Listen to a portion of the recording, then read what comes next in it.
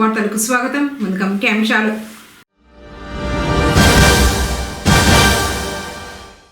అబద్ధపు హామీలతో విద్యార్థులను మోసం చేస్తే సహించం. నిరసన ర్యాలీలో ఏఐఎస్ఎఫ్.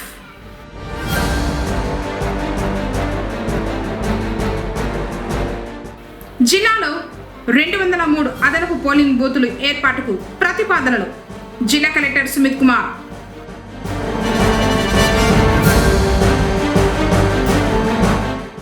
క్రికెట్ టోర్నమెంట్లో సెమీఫైనల్స్ కు చేరిన పొంగనూరు జట్టు.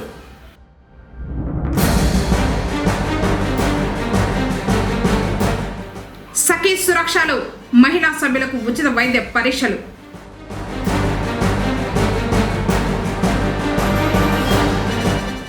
ఆగి ఉన్న లారీని ఢీకొన్న మినీ లారీ.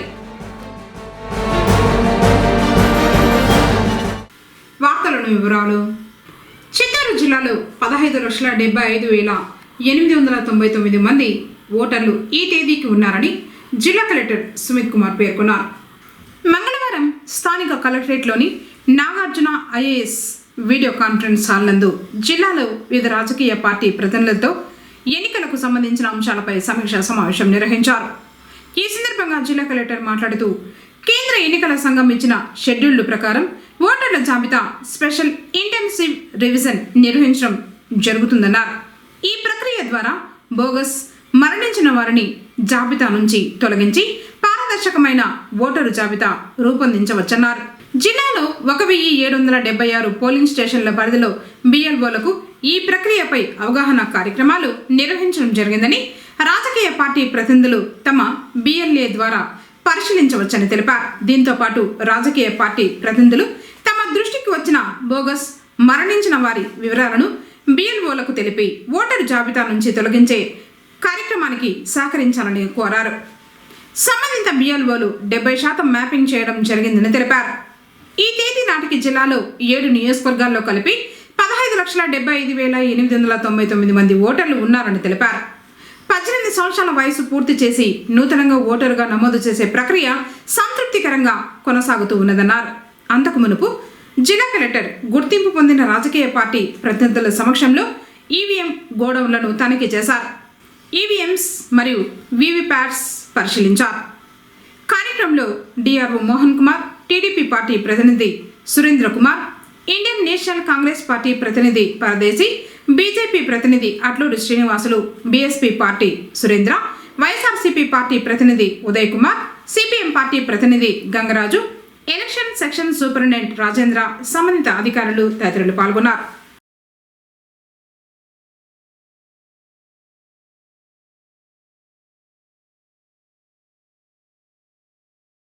అబద్ధపు హామీలతో విద్యార్థులను మోసం చేస్తే సహించేది లేదని కూటమి ప్రభుత్వాన్ని ఏఐఎస్ఎఫ్ హెచ్చరించింది. విద్యార్థులతో కలిసి మెడికల్ కళాశాలలను ప్రైవేటీకరణ ఆపాలని నిరసిస్తూ మంగళవారం పొంగనూరులో ఏఐఎస్ఎఫ్ వారు మానవహారం నిర్వహించారు.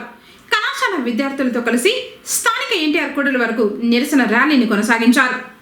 ఏఐఎస్ఎఫ్ రాష్ట్ర అధ్యక్షులు వల్లరాజు మాట్లాడుతూ విద్యాశాఖ మంత్రి నారా లోకేష్ యువగలం పాదయాత్రలో విద్యార్థులకు ఇచ్చినటువంటి హామీలను మర్చిపోయారన్నారు.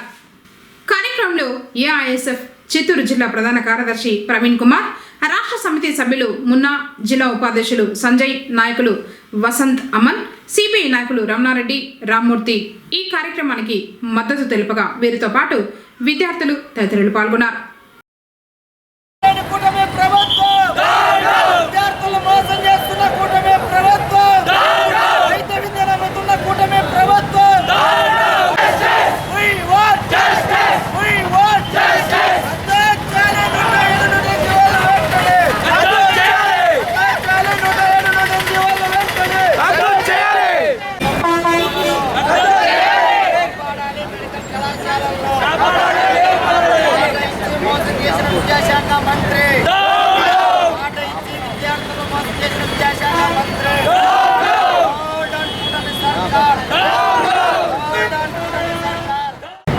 అఖిల భారత విద్యార్థి ఫెడరేషన్ ఏఐఎస్ఎఫ్ రాష్ట్ర సమితి నేతృత్వంలో రాష్ట్రంలో ఉన్నటువంటి ప్రభుత్వ మెడికల్ కళాశాలల్లో కూటమి ప్రభుత్వం ఏదైతే ప్రైవేటీకరణ చేస్తూ పీపీపీ విధానం ద్వారా చేస్తున్నటువంటి 590 జీవో ఏదైతే ఉందో దాన్ని వ్యతిరేకిస్తూ ఈరోజు పుంగనూరు పట్టణంలో గోకుల్ సర్కిల్ వద్ద విద్యార్థులతో కలిసి ఆందోళన కార్యక్రమం మానవహారం చేస్తూ ఉన్నాం. ఇవాళ కూటమి ప్రభుత్వానికి ఒకటే హెచ్చరిక చేస్తూ ఉన్నాం. ఇవాళ కూటమి ప్రభుత్వం యువగలం పాదయాత్ర ద్వారా విద్యార్థులకు తల్లిదండ్రులకు 107, 108 జీవోలను రద్దు చేసి ప్రభుత్వ రంగంలో మెడికల్ కళాశాలను కాపాడుతామని చెప్పినటువంటి విద్యాశాఖ మంత్రి నారా లోకేష్ గారు ఇవాళ మాట తప్పి ప్రభుత్వ వైద్య కళాశాలన్నింటినీ పప్పులు బెల్లాల్లాగా అమ్మడం కోసం తన యొక్క అనుయాయులకు, కాంట్రాక్టర్లకు, బినామీలకు, అపోలో లాంటి కంపెనీలకు విద్యార్థుల యొక్క భవిష్యత్తును తాకట్టు పెట్టే విధంగా 107, 108 జీవోలు రద్దు చేయకపోగా 590 జీవోలు తీసుకొని వచ్చి 10 మెడికల్ కళాశాలను ప్రైవేట్ పరం చేయడం అంటే విద్యార్థి భవిష్యత్తును తాకట్టు పెట్టడం కదా, ప్రజల యొక్క ఆరోగ్య ప్రమాణాలను దెబ్బతీస్తూ కార్పొరేట్ కంపెనీలకు ఆదాయ వనరుగా మార్చడం కాదా అని చెప్పి ఆల్ ఇండియా స్టూడెంట్ ఫెడరేషన్గా మేము ప్రశ్నిస్తూ ఉన్నాం. అబద్ధపు మాటలు చెప్పి అబద్ధపు మాటలపైన పునాదులపైన మీరు అధికారంలోకి వచ్చారు. ఎంతకాలము అబద్ధ మాటలతో అధికారాన్ని కొనసాగించలేరు. ఏదైతే మీరు హామీలు ఇచ్చారో ఈ హామీలు నిలబెట్టుకోకపోతే అఖిల భారత విద్యార్థి ఫెడరేషన్ ఆధ్వర్యంలో పెద్ద ఎత్తున ఆందోళనకు రాష్ట్ర వ్యాప్తంగా సన్నద్ధమవుతాం. అందువల్లనే ఇవాళ రాష్ట్ర వ్యాప్తంగా ఏఐఎస్ఎఫ్ నేతృత్వంలో ఆందోళన కార్యక్రమం చేపడతా ఉన్నాం. విద్యాశాఖ మంత్రి ఇప్పుడైనా స్పష్టమైనటువంటి అవగాహనతో ఆలోచన చేయాలి. ప్రభుత్వం పునరాలోచన చేయాలి. 10 మెడికల్ కళాశాలను ప్రైవేట్ పరం చేయడం ద్వారా ఏ వర్గ ప్రయోజనాలు, ఏ విద్యార్థులకు ప్రయోజనం చేకూరుతుందో విద్యాశాఖ మంత్రి సమాధానం చెప్పాలి. ఓ పక్క విద్యాశాఖ మంత్రి, వైద్య శాఖ మంత్రి సత్యకుమార్ గారు పెద్ద మాటలు, ప్రగల్భాలు పలుకుతా ఉన్నారు. ఏ మాత్రం కూడా విద్యా ప్రమాణాలు మెరుగుపడడం లేదు. నానాటికి రోజుకు డిగ్రేడ్ అవుతా ఉన్నాయి. ప్రభుత్వ విద్యను పరిరక్షిస్తామని చెప్తూనే కార్పొరేట్లకు ఒత్తాసు పలుకుతా ఉన్నారు. తక్షణం ఈ జీవోలను వెనక్కి తీసుకోకపోతే పెద్ద ఎత్తున కలిసేటువంటి విద్యార్థి, యువజన, కార్మిక, రైతాంగ అందరినీ ఏకం చేసి పోరాటాలకు సన్నద్ధమవుతామని చెప్పి ఈ సందర్భంగా హెచ్చరిక చేస్తా ఉన్నాం. జీవల రాజు, ఏఐఎస్ఎఫ్ రాష్ట్ర అధ్యక్షులు. ఈరోజు రాష్ట్రంలో ప్రధానంగా చూసుకుంటే ఏదైతే గత ప్రభుత్వంలో 17 మెడికల్ కళాశాలలు వచ్చాయో ఆ మెడికల్ కళాశాలని ఎన్డీఏ ప్రభుత్వం అధికారంలోకి రాకమునుపు మేము అధికారంలోకి వచ్చిన వెంటనే జీవో 107, 108 రద్దు చేసి పేద విద్యార్థులకు మెడికల్ కళాశాలను దూరం చేసినటువంటి ఈ జీవాలను వెంటనే రద్దు చేసి విద్యార్థులందరికీ కూడా న్యాయం చేకూరుస్తాం. విద్యార్థులందరికీ కూడా వైద్య విద్యను మేము ఫ్రీగా అందిస్తామని చెప్పినటువంటి ఈ ఎన్డీఏ ప్రభుత్వం ఈ రోజు అధికారంలోకి వచ్చిన తర్వాత దాదాపుగా 1.5 సంవత్సరం అయితే ఉన్నప్పటికీ కూడా మీరు మరీ కొత్త జీవోలను తీసుకొని వచ్చి ఉన్నటువంటి 17 మెడికల్ కళాశాలల్లో 10 మెడికల్ కళాశాలలు ప్రైవేట్ పరం చేస్తూ విద్యార్థులు మోసం చేస్తూ ఉన్నారు. అదేవిధంగా ఈ రోజు ప్రభుత్వంలో మెడికల్ కళాశాలను రన్ చేస్తే విద్యార్థులకు ఉచితంగా మెడికల్ విద్య అందుతుంది. అదేవిధంగా విద్యార్థులు ఫ్రీగా చదువుకుంటారు. ఈరోజు బీఫార్మసీ, ఫార్మ్ డి ఇలాంటి కోర్సులన్నీ కూడా మెడికల్ కళాశాలలో వస్తే అక్కడ విద్యార్థులకు బలహీన విద్యార్థులకు అక్కడ కళాశాలలో విద్య ఉచితంగా అందుతుంది. కానీ మీరు తీసుకోవాల్సినటువంటి 507 జీవో ద్వారా పేద విద్యార్థులకు మెడికల్ విద్య ముమ్మాటికి దూరం అవుతుంది. దీనికి కారణం యువకాలంలో నారా లోకేష్ గారు పేద విద్యార్థులకు ఇచ్చినటువంటి హామీలన్నీ నెరవేర్చకుండా మీరు విదేశాలు తిరుక్కుంటా ఉన్నారు. ఇదా మీరు చేయాల్సిందే. అధికారంలోకి రాకమునుపు విద్యార్థులందరికీ మేము వచ్చిన వెంటనే న్యాయం చేస్తూ ఉన్నారు. ఈరోజు మీరు అధికారంలోకి వచ్చి విద్యార్థులకు మెడికల్ విద్యను దూరం చేస్తా ఉన్నారు. కాబట్టి ఏఎస్ఎఫ్గా మేము కోరుతా ఉన్నది ఒకటే, అయ్యా 17 మెడికల్ కళాశాలలు ప్రభుత్వంలో నడిస్తే విద్యార్థులందరికీ కూడా పూర్తిగా ఉచితంగా విద్య అందుతుంది.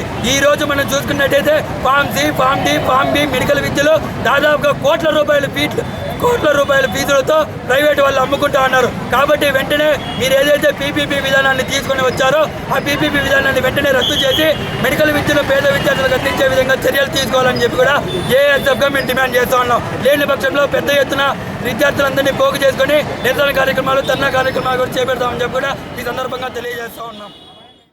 ఉర్దూ భాష 50వ మహోత్సవ్ కార్యక్రమం ఘనంగా జరుగుతోంది. ఇందులో భాగంగా మంగళవారం పొంగనూరులోని పాఠశాలలో వ్యాసరచన పోటీలు నిర్వహించారు. పట్టణంలోని ఉర్దూ పాఠశాల, మద్రసాలు ఆంధ్రప్రదేశ్ ప్రభుత్వం ఉర్దూ భాష అభివృద్ధి అంశంపై వ్యాసరచన, వక్తృత్వ పోటీలు నిర్వహించినట్లు లైబ్రేరియన్ నసీబ్ జాన్ తెలిపారు. గెలుపొందిన విద్యార్థులకు ముగింపు రోజున బహుమతులు పంపిణీ చేయడం జరుగుతుందని చెప్పారు. గ్రంథాలయ సిబ్బంది సలీం, పాఠశాల ప్రధాన ఉపాధ్యాయులు తదితరులు పాల్గొన్నారు. బాల్య వివాహాలను నియంత్రించడంలో అందరి భాగస్వామ్యం అవసరమని కలెక్టరేట్లోని వన్ స్టాప్ సెంటర్ అడ్మినిస్ట్రేటర్ చందూరాణి పిలుపునిచ్చారు. పొంగనూరు ప్రభుత్వ బాలికల జూనియర్ కళాశాలలో మంగళవారం బాల్య వివాహాల కారణాలు, వాటి వల్ల కలిగే నష్టాలు, బాల్య వివాహ నివారణకు చేపట్టాల్సిన చర్యలపై అవగాహన కల్పించారు. ఈ సందర్భంగా ఆమె మాట్లాడుతూ విద్యార్థులకు బాల్య వివాహాల నుంచి ఎలా రక్షణ పొందాలి మరియు ఫోక్సో చట్టం గురించి తెలియజేశారు. మీ ప్రాంతాల్లో బాల్య వివాహాలు జరుగుతూ ఉంటే 1098 టోల్ ఫ్రీ నెంబర్కు ఫోన్ ద్వారా సమాచారం అందివ్వాలన్నారు. టీనేజ్లో ఎలాంటి ఆకర్షణలకు లోనవ్వకుండా విద్యపై మనసు పెట్టాలని సూచించారు. అప్పుడే అనుకున్న ఉన్నత స్థాయికి ఎదగగలుగుతారన్నారు.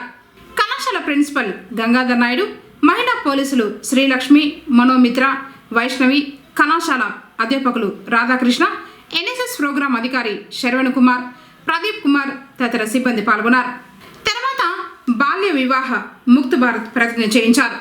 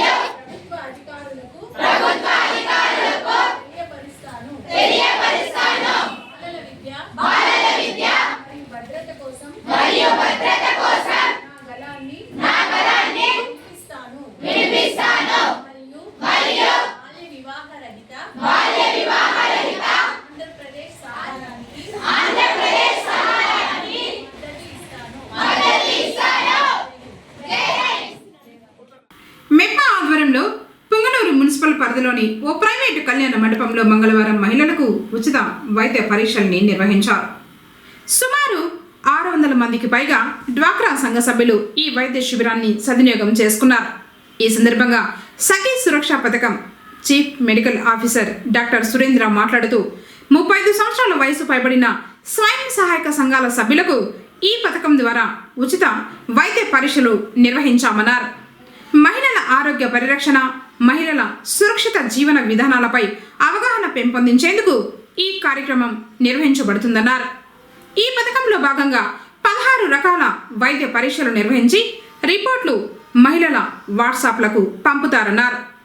ఈ రిపోర్ట్ల ఆధారంగా వారికి అవసరమైన వైద్య సేవలు అందివ్వడం జరుగుతుందని చెప్పారు. మహిళల ఆరోగ్యానికి సురక్ష ఒక కవచమన్నారు. కార్యక్రమంలో ప్రాజెక్ట్ కోఆర్డినేటర్ హరిప్రసాద్, జిల్లా ఐబీ శ్రీరాములు, సిఎంఎం హర్నాథ్ రెడ్డి, సిఓలు, ఆర్పీలు, హెల్త్ ఆర్పీలు సిబ్బంది పాల్గొన్నారు. సఖీ సురక్ష కార్యక్రమం అనేది మెప్మా ఆధ్వర్యంలో రూపొందించబడిందండి. ఇందులో ఎస్హెచ్జి మెంబర్స్, డ్వాక్రా మహిళలు ఎవరైతే ఉన్నారో 30+ ఇయర్స్ అందరికీ కూడా హెల్త్ స్క్రీనింగ్, క్యాన్సర్ స్క్రీనింగ్ గురించి చేసిన కార్యక్రమం అండి ఇది. ఇందులో బేసిక్గా మనం 30+ ఉమెన్ అందరికీ వైటల్ స్టాటిస్టిక్స్ తీసుకొని వాళ్ళ BMI క్యాలిక్యులేషన్ చేయడం జరుగుతుంది. దానితో పాటు breast cancer, oral cancer, cervical cancer గురించి హిస్టరీ తీసుకోవడం, వాళ్ళకి ఎగ్జామినేషన్ ఎలా చేసుకోవాలో చూపించడం, తర్వాత వాళ్ళ ఎగ్జామినేషన్ చేయడం లాంటిది ఈ క్యాంప్లో జరుగుతుందండి. వాటితో పాటు 30+ ఉమెన్కి ఏదైతే అవసరం అవుతుందో లైక్ షుగర్ పరీక్ష, cholesterol, thyroid, vitamin deficiency, protein deficiency, anaemia profile ఇలాంటి రక్త పరీక్షలు కూడా ఇందులో చేయడం జరుగుతుందండి. ఈ క్యాంప్ అనేది 1 డే ప్రోగ్రామ్ కాదండి, ఇది 1 year వరకు మనం పాజిటివ్ వచ్చిన పేషెంట్స్ అందరికీ ఫాలోఅప్ జరుగుతుందండి. ఇందులో ఈ బ్లడ్ శాంపుల్స్ కలెక్ట్ చేసిన తర్వాత వీళ్ళ రిపోర్ట్స్ అన్నీ వాళ్ళ వాట్సాప్కి వెళ్తాయి. వాట్సాప్ వెళ్ళిన తర్వాత డాక్టర్స్ కాల్ చేయడం జరుగుతుంది. అందులో పాజిటివ్ ఏదైనా ప్రాబ్లం ఉన్న పేషెంట్స్ అందరినీ ఇక్కడ మెప్మాలో ఉన్న హెచ్ఆర్పి హెల్త్ రిసోర్స్ పర్సన్ ద్వారా ఎవ్రీ మంత్ మానిటరింగ్ చేయడం, వాళ్ళ డేటా కలెక్ట్ చేయడం జరుగుతుందండి. అలా మనం ఈ కార్యక్రమంలో సంవత్సరానికి 4 times టెలికన్సల్టేషన్ ద్వారా డాక్టర్ కన్సల్టేషన్స్, ఏ ప్రాబ్లం ఉంటే ఆ డాక్టర్ యొక్క కన్సల్టేషన్ ఇవ్వడం జరుగుతుంది. హెచ్ఆర్పీల త్రూ ఫాలోఅప్ చేయడం జరుగుతుందండి. దీని మెయిన్ ఉద్దేశం ఇక్కడ మనకి విమెన్లో వస్తున్న breast cancer, cervical cancer screening అనేది చాలా క్లియర్గా చేయడం జరుగుతుంది. అలాగే non communicable disease like sugar, thyroid, BP ఇవన్నీ కూడా మనం ఇప్పుడు సఫర్ అవుతున్న పేషెంట్స్ని నార్మల్ స్టేజ్కి తీసుకురావడానికి ఈ కార్యక్రమం రూపొందించబడింది.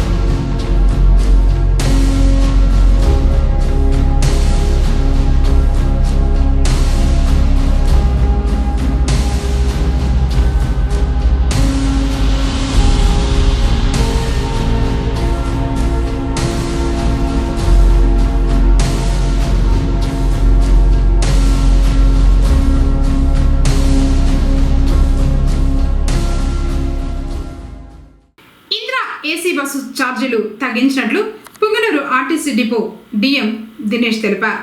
పుంగనూరు నుంచి విజయవాడకు వెళ్లే ఇందిరా బస్సులో శీతాకాలం దృష్ట్యా 10% ఛార్జీ తగ్గించినట్లు చెప్పారు. ఈ నెల 17 నుంచి అమలవుతుందని తెలిపారు.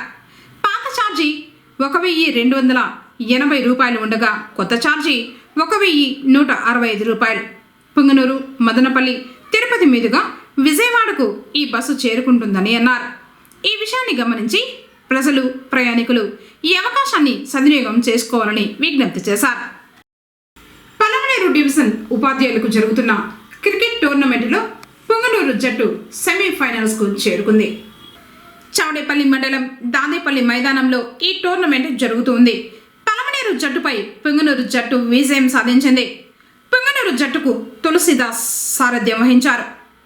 గోపినాయక్ 98, దాదాపీర్ 42 పరుగులతో పుంగనూరు జట్టు విజయంలో ప్రముఖ పాత్ర పోషించారు. ఈ మ్యాచ్కు పుంగనూరు ఎంఈఓ 2 రెడ్డన్న శెట్టి, హరికిషోర్ రెడ్డి, బుడ్డన్న, మోహన్, శివశంకర్, మంజునాథులు ముఖ్య అతిథులుగా హాజరయ్యి టోర్నమెంటును ప్రారంభించారు. 17న పుంగనూరు వర్సెస్ పెద్ద పంచానికి ఫైనల్ మ్యాచ్ జరుగుతుందని నిర్వాహకులు తెలిపారు.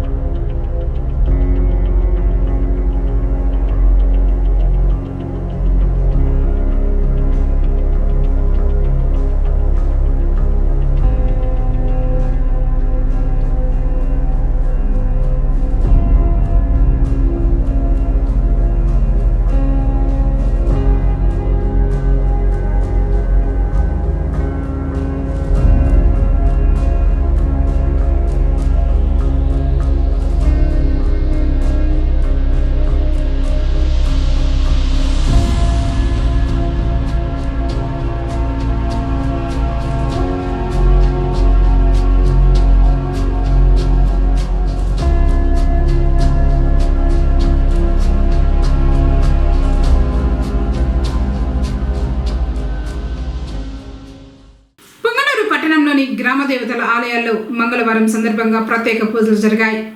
బెస్త వీధిలోని శ్రీ సుగుటూరు గంగమ్మ, నానబాల వీధిలోని శ్రీ బోయకొండ గంగమ్మ, తాటిమాకులపాలెం శ్రీ తాటిమాని గంగమ్మ, మదనపల్లి రోడ్డులోని దనకొండ గంగమ్మ, నగరిలోని శ్రీ సుగుటూరు గంగమ్మ, ఇలా పట్టణంతో పాటు గ్రామాల్లోనూ అమ్మవారి ఆలయాల్లో భక్తులు భక్తి శ్రద్ధలతో పూజలు చేశారు.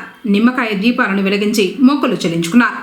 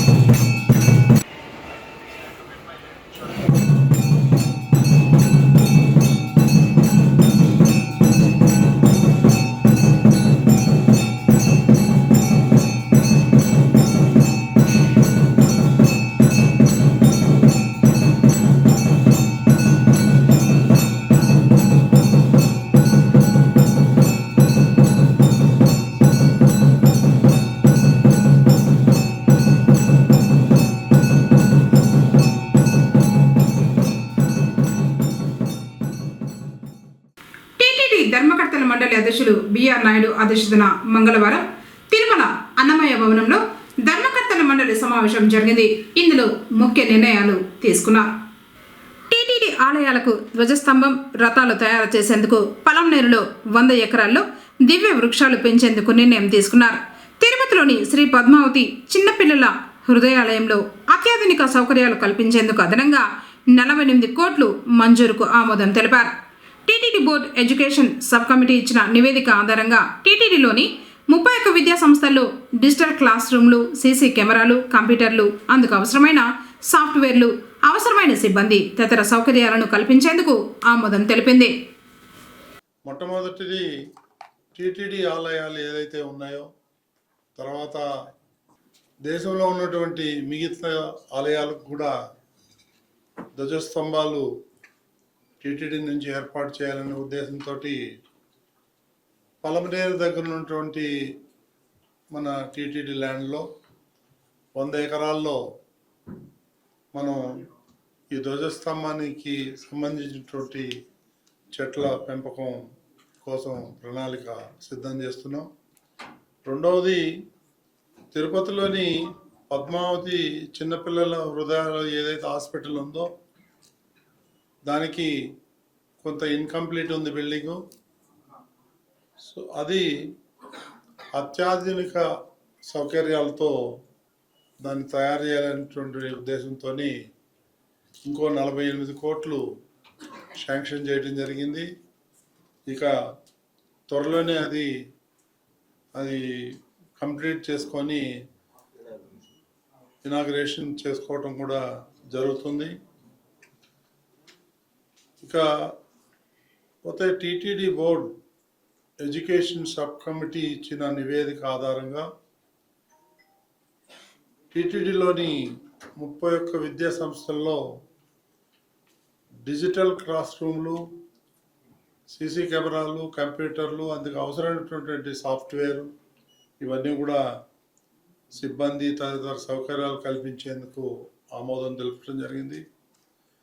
ముంబైలోని బాంద్రా ప్రాంతంలో ఉన్నటువంటి ఈ మధ్యనే ఒక 800 గజాలు మహారాష్ట్ర ప్రభుత్వం టీటీడీకి ఇచ్చింది. దాంట్లో 14.4 కోట్లతో అక్కడ ఆలయం నిర్మించాలని చెప్పేటి విషయాన్ని ఆమోదించడం జరిగింది. భక్తుల సౌకర్యార్థం తిరుపతిలోని 20 ఎకరాల్లో ఇంటిగ్రేటెడ్ టౌన్షిప్ నిర్మాణం చేయాలని అనుకున్నాం.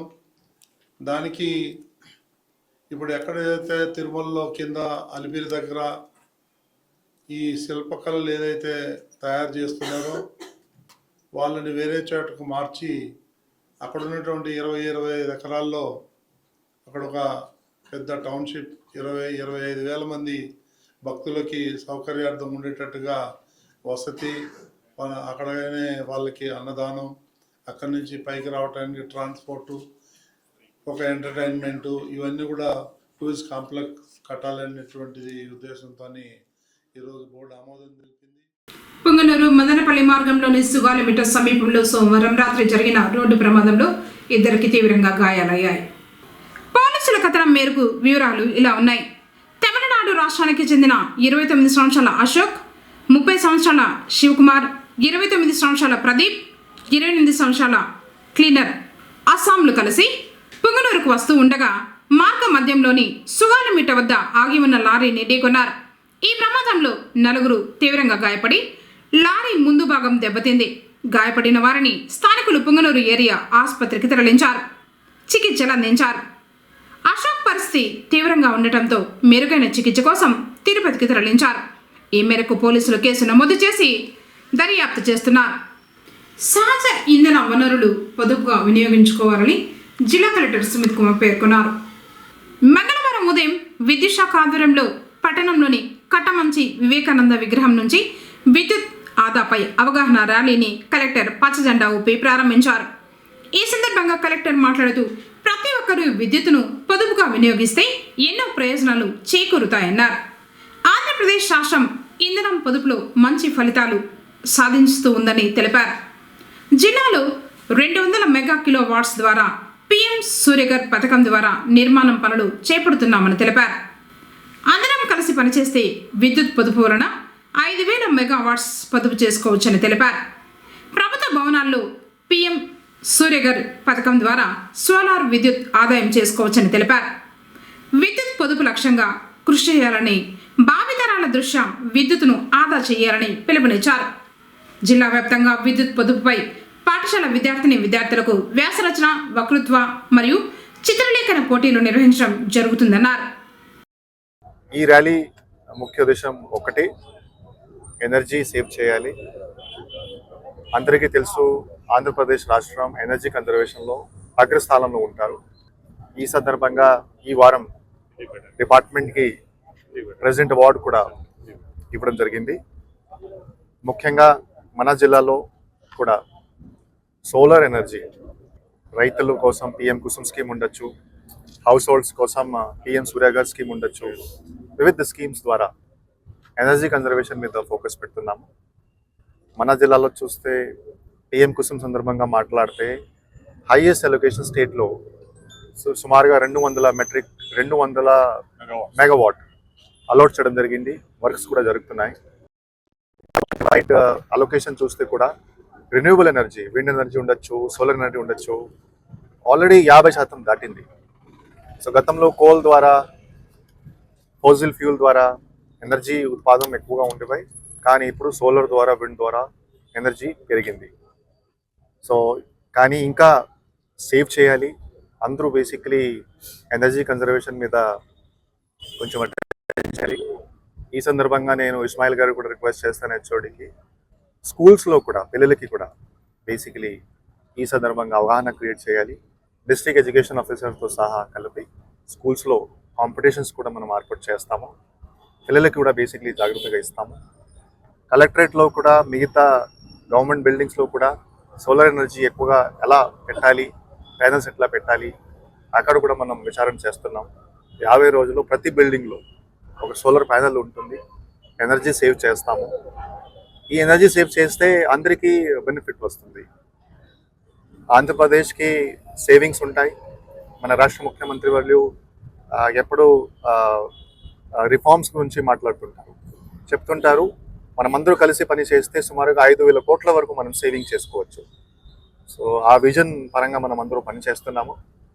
మన స్పెషల్ చీఫ్ సెక్రటరీ మరియు చీఫ్ సెక్రటరీ ద్వారా కూడా కలెక్టర్స్కి ఎప్పుడెప్పుడు మీటింగ్స్లో, రివ్యూస్లో వాళ్ళు కూడా చెప్తుంటారు, పిఎం కుసుమ్ స్కీమ్ సోలార్ ఫెడరైజేషన్ బాగా చేయాలి, ఎనర్జీ సేవ్ చేయాలి, పిఎం సూర్యఘర్ స్కీమ్ అందరూ ఇంప్లిమెంట్ చేయాలి. వార్తలు ముగించే ముందు ముఖ్యాంశాలు మరోసారి.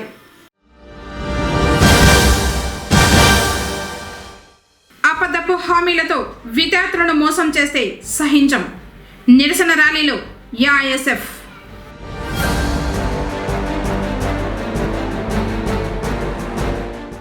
జిల్లాలో 203 అదనపు పోలింగ్ బూతులు ఏర్పాటుకు ప్రతిపాదనలు.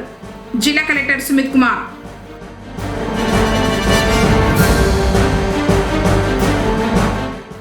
క్రికెట్ టోర్నమెంట్లో సెమీఫైనల్స్కు చేరిన పొంగనూరు జట్టు.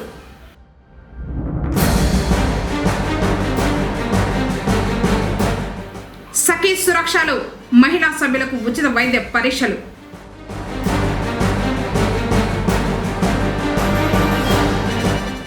ఆగి ఉన్న లారీని ఢీకొన్న మినీ లారీ.